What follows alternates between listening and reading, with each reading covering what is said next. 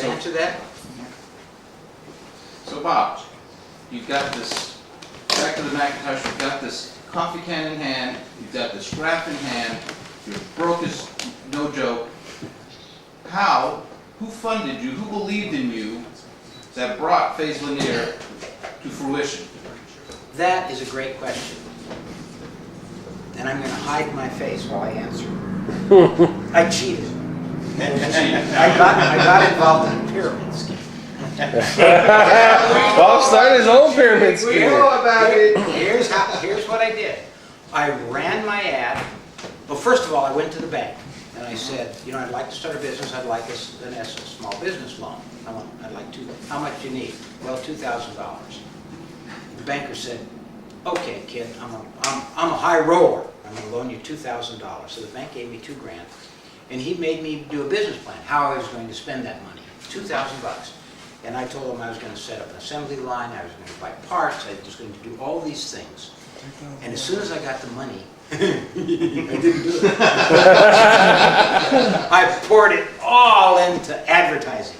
I just ran these third-page ads in Audio Magazine, and I blew it. I mean, ads are expensive.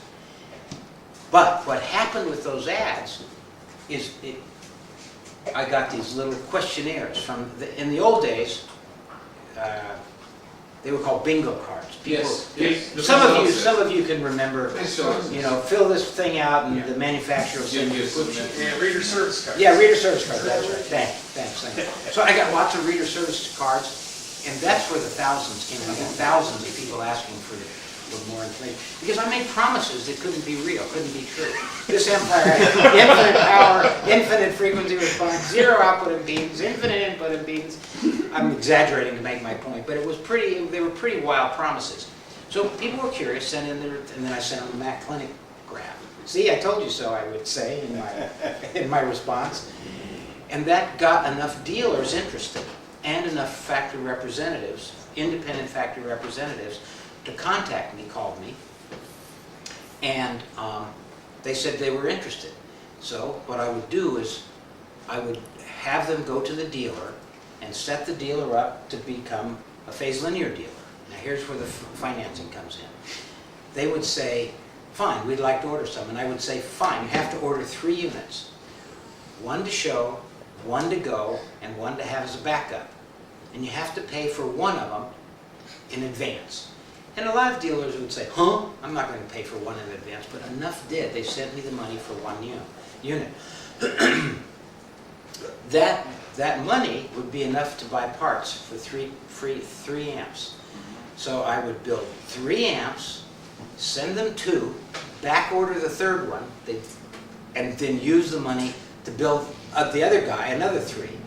And so every time somebody sent me, I pyramided it up and up, or this way, and was able to fulfill the orders, and that's how I started the company. That's where I got the financing. The financing actually came from the dealers themselves. What a shy stuff. You I had my roommate. My roommate and I, and his brother, his little brother. His little brother was a motorcycle racer, and he fell off his motorcycle and bashed himself up and decided he'd be better off building amplifiers than racing motorcycles. And that's how I got started. So the 3 of you built them? The three of us built them. Yeah. And that put me in business. And also my professor was happy to give me some money too, because I was building the world's biggest amplifier for the Boeing Airplane Company to make jet engine sounds. And that worked out pretty well. Wow. Yeah.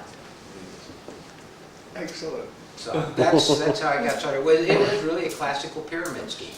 But it didn't hurt anybody. Everybody got their amp. Everybody was happy. And the only people that weren't were the ones that blew up. Flame linears? Flame linears. Yes. A lot of them blow up. Stop that. Did a lot of them blow up? By today's standards, yes. But by those standards, no. Everybody was used to sports cars that never worked. Today, we're used to getting in our car and it'll work perfectly every time. So that's why I mean by yesterday's standards, no, they didn't blow up that much. Weren't most of them set up in professional outfits rather than just home theater? A lot of them I don't think so, because I pitched it for home theater. I mean, not home theater, home, home stereo systems. That was my pitch. I just remember I mean, I reading was- about the Who blowing up so many phase linears they had hooked together. Oh, yeah, yeah. After a while, because they were so powerful, I got inquiries, and we received inquiries from rock and roll groups, like The Who, Is that where Carver Professional started? Yeah, that was later on. This was still in the phase linear days that we're talking about. Wow. And I wanted Grateful Dead to use it, but they liked tube amps too much. Jerry Garcia did not want to even look at a solid state. Really? So, yeah. And that was, that was in the early 80s. So you palled around with the dead? I wish. I palled around with a guy named Jeff Cook who did pal around with the Dead. And Jeff Cook was a tube amp guru for them. But that was fun. Those are fun days. Bob, mentioning the professional series amps, what are the major difference between the home amps and the professional series amps? Sound-wise or engineering-wise? Well, a little of both, Yeah. actually. Yeah, sound-wise, my stereo amps were designed to give a specific kind of sound that I like. A big, luscious sound stage and pinpoint imaging inside of that sound stage. The Pro amps were just designed to have power, balls to the wall, never break, massive, never be able, can't pick them up either, they're pretty heavy. But just a very straight ahead, powerful, solid state amp. And apparently that's what those guys wanted. They didn't want any of this tweaky-dude audiophile stuff. That was near and dear to my heart. And I'm saying that sort of in a flip way just to make fun of myself. But it's important to have the sound quality and the sonic stuff that we hold near and dear to our... Amen, brother. Yeah.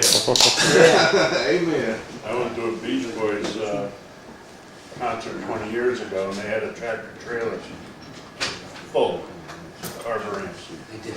Sure. Yeah. Bob, this came Yeah, in that's from a sort of member fun. of our forum. I'm sorry, go ahead. No, I'm sorry. My apologies. No, mine. You go ahead, your turn. Okay. You can talk. This came in from a member of our forum, Jag, and a whole bunch of numbers. Bear with me, it's 2 lines. Why does my Sunfire TGP3 disconnect from the amp? I put on a CD player to turn on everything and hit play. The CD player is playing, but nothing. I shut everything off, unplug the processor, plug it back in, and it all works again. This usually happens after a power outage, but it's recently been doing this at least once a week.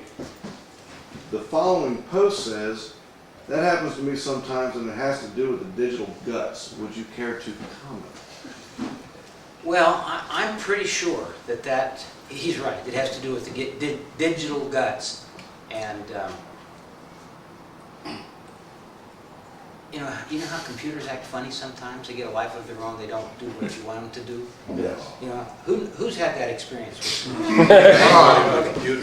Well, You get that experience today. audio equipment has become computerized more and more as time has gone along. I mean, I never dreamed that we'd have to reboot a subwoofer in my day. Who would ever think of rebooting a subwoofer? Would you? No. No, and yet we do it. And what the answer to the question actually is probably the electrolytics in the low voltage power supply need to be replaced. That thing is going on 12 years old now. So it probably needs it. Lasts forever. And I probably have cheapified myself when I designed it.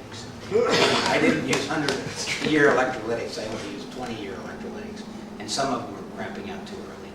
But it's not a big deal. Putting in new electrolytics, probably 4 new electrolytics and low voltage power supply will fix it.